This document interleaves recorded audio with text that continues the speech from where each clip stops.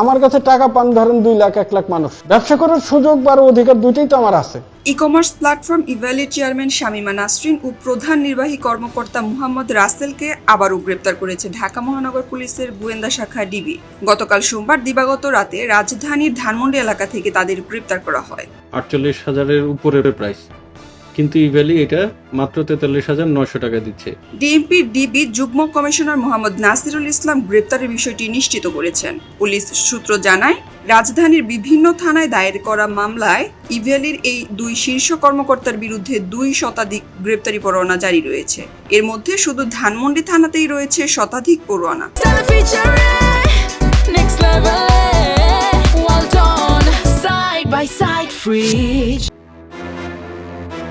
এর আগে প্রতারণা ও অর্থ আত্মসাতের অভিযোগে 2021 সালের 16 সেপ্টেম্বর রাজধানীর মোহাম্মদপুরের বাসা থেকে শামীমা নাসরিন ও মোহাম্মদ রাসেলকে গ্রেপ্তার করে পুলিশ। পরবর্তীতে শামীমা নাসরিন 2022 সালের এপ্রিলে এবং মোহাম্মদ রাসেল একই বছরের ডিসেম্বরে জামিনে মুক্তি পান। খবরের কাগজ, নিখাত, নির্ভীক, নিরপেক্ষ।